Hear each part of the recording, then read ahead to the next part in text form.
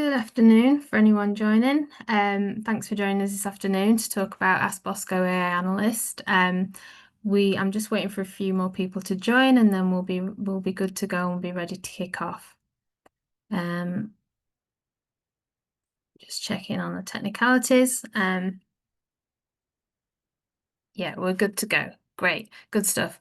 So yeah, thanks for joining us today. We announced our Ask Bosco AI Analyst a few weeks ago. For those that joined the webinar at the time, was given by our Director of Product, Emily, and she was talking about the upcoming feature, which is now live. So we're really excited to show everybody kind of how to work with it. So I'm going to go through a little bit of a tutorial that gives you an idea of how to sort of get the most from asking questions of your data. And yeah, at Ask Bosco, we're sort of working to really make it easier for all our users to get the answers from their data. And not needing to be an analyst, not needing to know any kind of code, you can just literally now ask a question in natural language and get an answer straight back in seconds. This is our web page about our AI analyst and gives you some sort of information and steer on the sort of thing and the problems that we're trying to address. And I guess, as Emily talked about last time, we all know the Monday morning pain of sort of building reports and needing to get to those answers quickly. And hopefully with what we've got now, within Ask Bosco, that job is so much easier and the Monday morning dread can go away. So I'll move straight into Ask Bosco and start to talk about the AI analyst. And when you arrive in Ask Bosco, for those who are current clients, this will be a familiar view. And our AI analyst sits within our reporting area of Ask Bosco. You sort of brought to a clean slate, a clean page in this particular view, where you can really just literally start to query the data as you want. Before I get into the nuts and bolts of asking a question and showing you how that works within Ask Bosco, I wanted to talk a little bit about some best practice around it.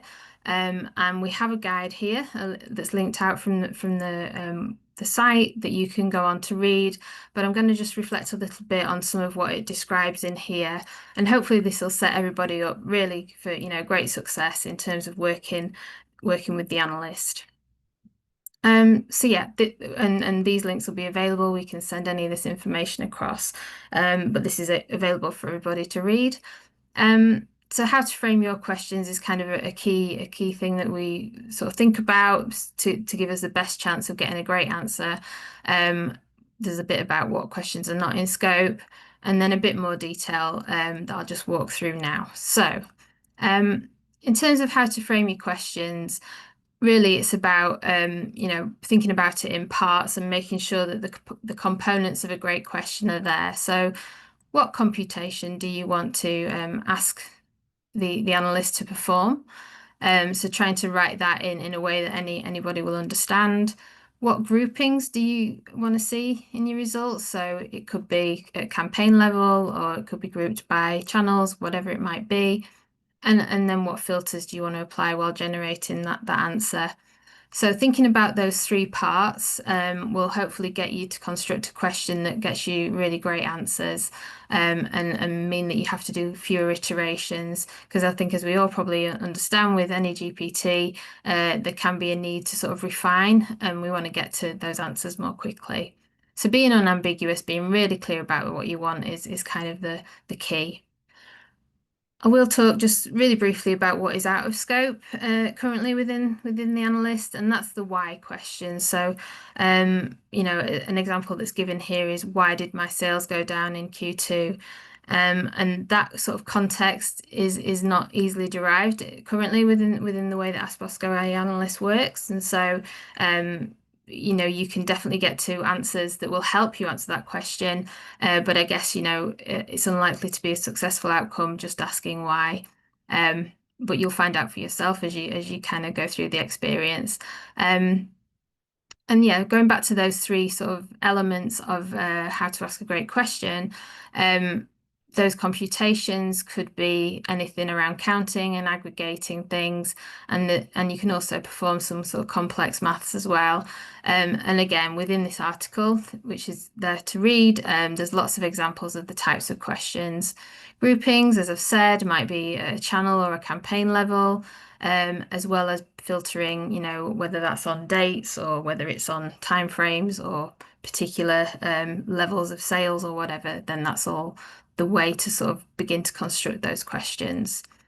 This article also includes loads and loads of examples of questions that will, be sort of successful. It's not exhaustive, it doesn't tell you everything, but you can sort of see, examples of what works well, and the intents behind those.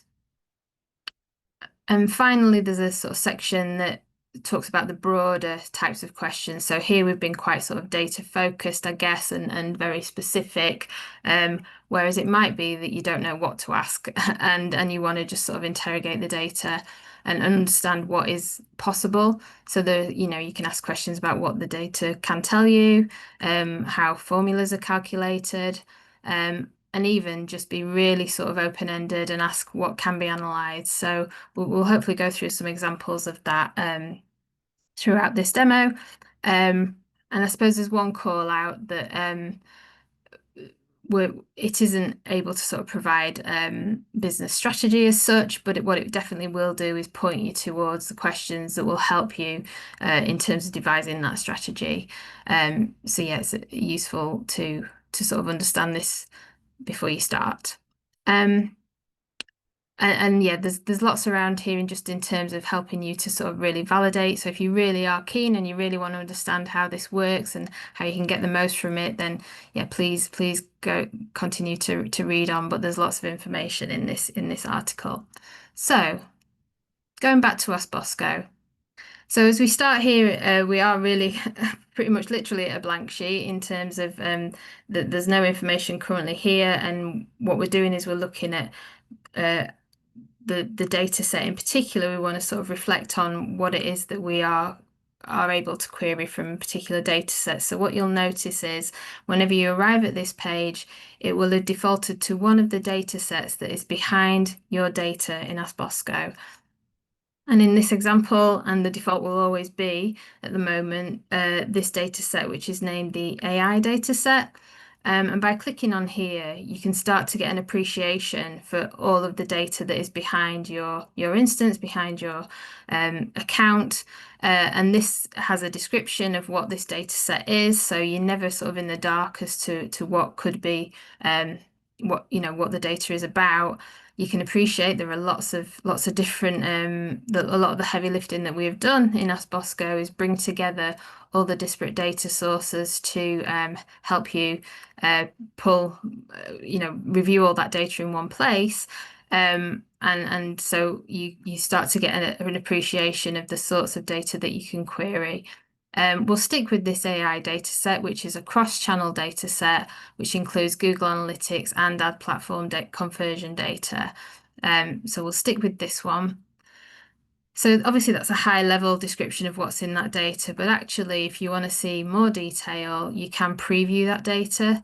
And again, this will help you to contextualize the types of questions that you could ask. And so by clicking on that, we've now got a view of what sample data looks like within this data table. And for instance, you can see that it would be relevant to ask a device level question because device is one of the components of the data set.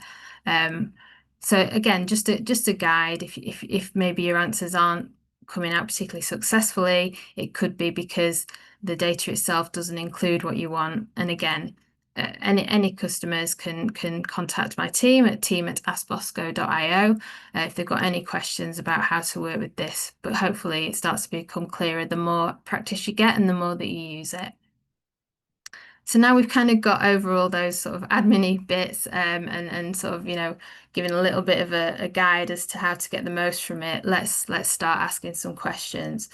So, and I'm going to start with that sort of really high level question is what questions can I ask?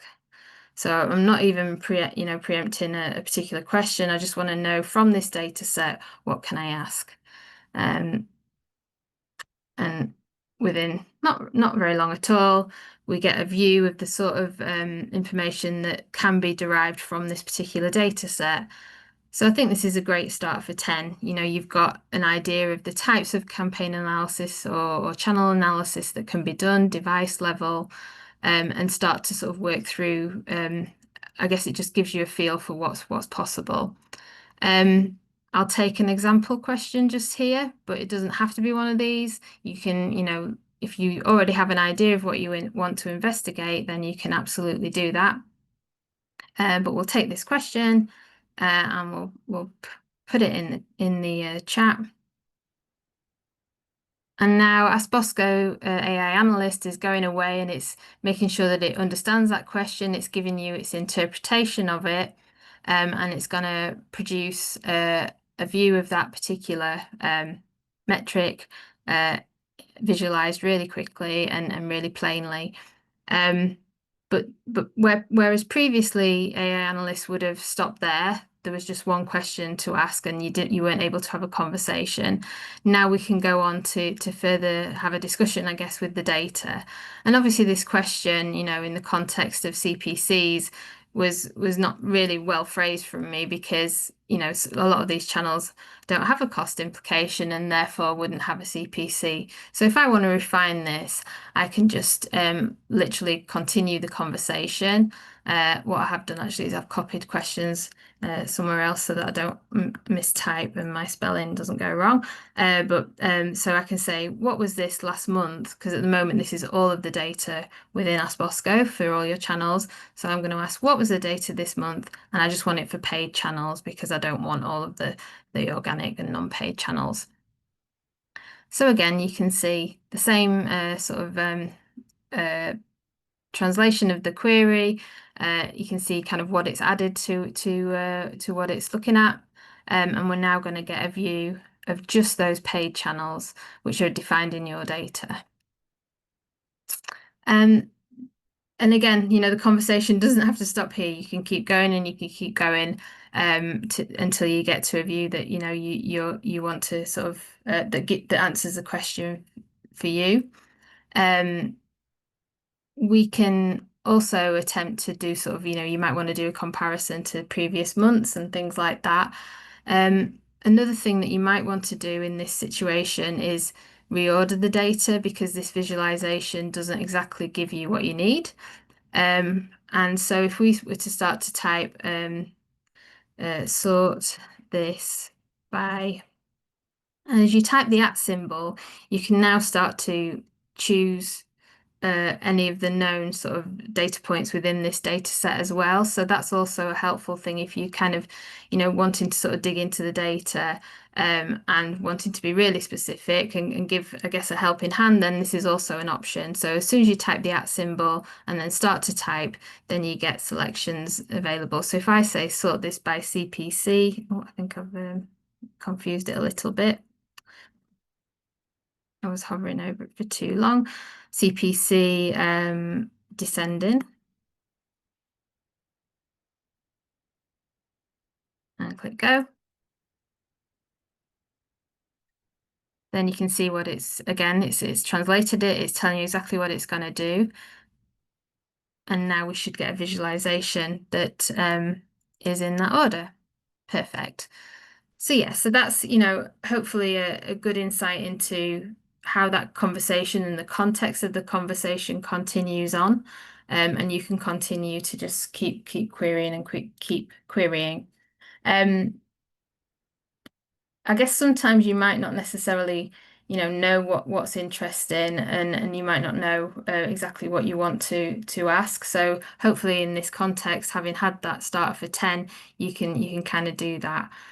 I know I talked earlier about, I guess, business strategies not necessarily being something that it can answer, but actually it will definitely give you signposts to, you know, ways to investigate your data more to maybe enact certain strategies. So let's say we wanted to ask, let's say, give me ideas for reducing CPC in affiliates. and click go. And then it's got some, I guess some good pointers in terms of this might be helpful to a campaign manager, or it might be helpful to someone who's not totally, in the space of having done account management before, to give you a pointer as to where you could start to look. So again, giving you an idea of, based on this data set, the sort of things that you might want to look at, and giving you example questions. So there are no dead ends. You can continue to ask questions and ask questions, ongoing. If I just get rid of that one and go back to this previous visualization that we were working with, I just want to show you a little bit more in terms of what you can then go on to do with these visualizations once they've been produced. So I guess the first thing is, you don't have to settle with what you've been given. So in terms of, there is a toggle here that will move you between the visualization that we just saw in a graph form, or just a table of data if that's what you want, as well as being able to uh, keep this visualization and use it in future dashboards. At the moment, we're not within a dashboard, we're just within the analyst. But you'll see here that you have the option to pin. So by clicking on pin, you get the option to create a dashboard. If you had other dashboards that were already built, you could add them to there. And once you click pin, that will go on to create put that visualization there so that you can keep it so it won't be lost. Your other options are to download. So you can download it as a picture, as a PNG, or in Excel uh, as well. And then the final sort of option from here, if you do want to start to make changes, just because, for instance, you don't like the color, or there are certain things that it's not quite getting to the nub of the question that you have, then you can literally edit. And now you're kind of in the back end. And again, full transparency as to how this data was kind of constructed, how this visualization was constructed, and the ability to make any kind of changes that you want, which is probably another lesson in terms of, another tutorial in terms of how to edit things, but I will give you some pointers. So down here, we have all of the metrics that are available in this data set. So if for whatever reason this did want to get changed to campaign or something, you could literally click out channel by clicking the cross, adding campaign. You could do that. If you wanted to apply a filter at any level, you'll notice that filters sort of pop up as you hover over metrics, as well as being able to toggle between any visualizations that are relevant to the data that's been produced. So if we click on here, we can see the whole stack of choices that you might have for this particular data set. The cog is like a magic window into all kinds of settings. So if you wanted to change the color of the metric, you can do that. You can do that on a hex code, or do it based on what's currently there. So, for those who want to make this more akin to their usual business reporting, and not use the default settings that are within the visualizations, then you can do that. And you can either keep that by saving and done editing, or you can discard those changes if it's not useful. But that's kind of gets you back to where you were. So hopefully that all makes sense. And yeah, again, we've got lots of sort of material and training material that we can support you with. One more thing that I'll mention, two more things, beg your pardon, is you'll notice that the tokens, if you like, that are being used for this particular query are shown above. So totally transparent as to how this is built. But also, as you hover over them, you get a description of what that actually is. Sometimes, I guess, with sort of big data sets, it might not always be totally clear. But here's a view of what's available within this particular data point. And as you click on the more details, you get an idea of kind of what that is in terms of the values of it and where it sits. So again, total transparency, no sort of nothing hidden in terms of what's available. And that happens for all of these as well. What hasn't happened in this instance, because I haven't really asked the right question, but sometimes your query may mean that AI Analyst creates formulas on the fly. So you may end up with a formula here for for CPC if that wasn't already inherent in the data, for instance. And that again will be fully transparent as to what that calculation has been, and totally, able to be interrogated. So that's working within AI Analyst from here within the menu. But there is another place within Ask Bosco reporting that has the analyst as well, which is within the reports section. So I'll just skip back actually to the all reports section. And as anybody who is a client of Ask Bosco will know, when you stand up your account, when you get your new account, we do provide a set of reports as templates that are there to be used. Although you can go on to build your own, but we've built things that we think are useful and good best practice based on our years and in some cases decades of experience. So I'll just click into the website overview and show you what AI Analyst looks like within a dashboard. So as this loads, you'll notice now that for those that are keenly observant, previously this lozenge actually this lozenge here was said explore in it. Now it says Ask Bosco. So this is now the Ask Bosco analyst within this visualization. For those that did used to use Explore and were keen on it, it is now within this menu here. So you can still get to Explore, but actually the power within the AI Analyst obviously gives you a lot more opportunity to explore your data in effect. So as we click into the AI Analyst from a visualization, you can now see that the basis of the question is just that visualization. The basis of the conversation is just that visualization. And so what we have is the ability to now chat with your data, starting from this starting point. You noticed before we cannot change the data set now because that is now, I guess, locked to this visualization. So we're not able to make a change, but we're going to now sort of ask a question around the traffic. So if I was to say, what was the highest traffic day? And click go. And now we'll get a view of that particular day that was the highest. So it's looking for the top one day. Sometimes there may be a situation where because it was looking at monthly, it thinks it still needs to look at the month, which obviously isn't what I've asked. But you can really simply make changes to the time bucket that it's looking at. So if I was to click on daily, it should now produce the actual date. And so what it's saying here, maybe not helpful in a graph view, but I can move to a table showing me that the 3rd of that month was the highest traffic day. And you can go on to ask more questions like, because we know that devices in this data set, what was that split by device and so on. So there's lots that you can sort of continue to chat. I just need to move something because it's out in the way of the close. But yeah, so now so that's how you would have a conversation based on a particular visualization if you wanted to investigate it further. I'll give you another example by that we obviously have these trend graphs here for 2 key metrics, and again by clicking on this now becomes the origin of the visualization for this, and we get a view of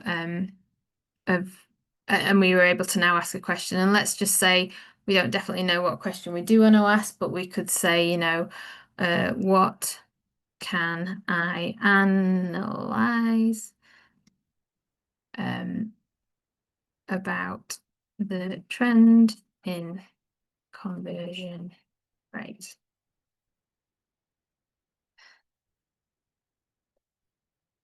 And again, you can see that it's giving ideas as to what is possible within the data set with some example questions.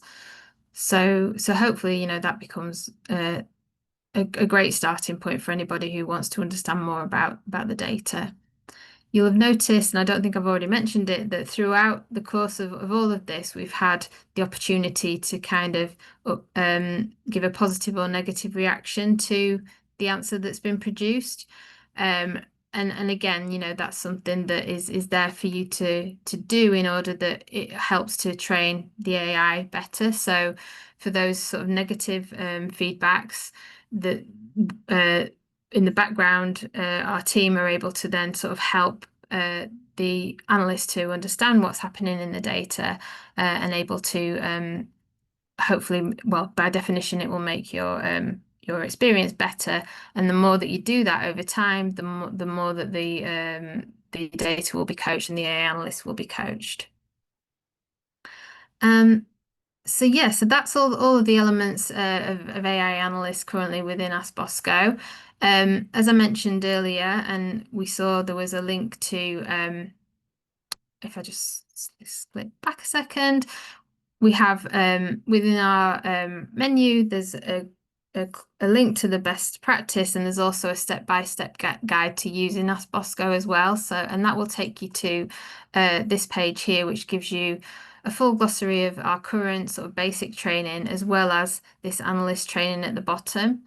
And just clicking here gives you an idea of what's in there. It's not a long read, something that's just worth having a look at, where we have some key learning outcomes by using this information that will hopefully help you to get the most from it. We've tried to provide views that are helpful for people who like to learn by reading, and views that help people, who are more visual. So for each of the for most of the stuff that I've described today, there's an article that will, if you want to walk through it step by step and see all of the stages that I've talked through today, then that's all there to review. And equally, there's a walkthrough demo where you can click through and literally move yourself through the different elements and do those steps. So something to give a bit of time to and really help your journey with Ask Bosco AI Analyst. So that completes the demo as such, and I'll just see if there's any questions in the last couple of minutes, if I can just remember how to stop sharing. I don't know if I can. Stop share. There we go. Apologies. So yeah, so in terms of questions, let's just have a look at what questions have been asked. So what types of data sources can the AI analyst connect with, and are there any limitations? So traditionally, we're a marketing AI platform, and so all the usual, I guess, types of digital data that you would expect for your marketing activity, we connect to, such as Google Ads, Google Analytics, Microsoft, Meta, all of those. And we quite often get asked about, other data sources. And so for any, our sales team are more than happy to speak to you about other connections. And we, have a program of works to try and work through any other requests that people might have. So please talk to us and we can talk about, but in effect, if the data is accessible via an API, then we should be able to get at it. Any other questions? So how does the AI analyst handle ambiguous or vague natural questions? So yeah, I guess in terms of where there's vagueness, it's not necessarily, I guess, prompting for clarification. It will continue to try and give suggestions, have more of a conversation with you, and maybe show an example of what it thinks it has interpreted from your question. So it tends to work in a bit more of a kind of a guided UI sort of interaction. So you'll ask a question, it will come up with its best, I guess, interpretation of that. And by that method or process, if you like, of refining the question, as I've sort of tried to talk through today, then you can get to an answer quite quickly.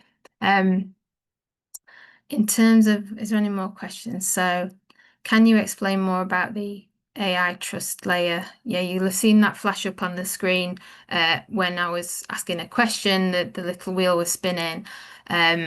And yeah, so that helps users really to kind of verify the accuracy, because what's happening there is that it the trust layer as such is kind of giving you that view of what the underlying SQL is, or what the underlying sort of formulas and logic that's powering those answers. So you're getting a plain language description of what it is doing. And you've kind of got that audit trail because it's showing you all the different parts of what it's produced. And as well, it's asking for that sort of human interaction with the negative and positive reaction to keep you in the loop and to keep you able to sort of um, advise how the AI is trained. So it's fully transparent in that sense. I didn't show you on the demo, but you can go in and see actually what the SQL query is. So it is totally transparent. And it's your data, I guess, your verified data. So you've got full visibility of what's been done. Um, so yeah, unless there's any more questions, let me just check. Then I think I think we're there, and I think I've overrun by a minute, but we can forgive me that. But I appreciate everybody's time today. Thanks for and those that are on catch up. I hope if you've got any questions, please either email the sales team. You'll be getting an email to follow up on this.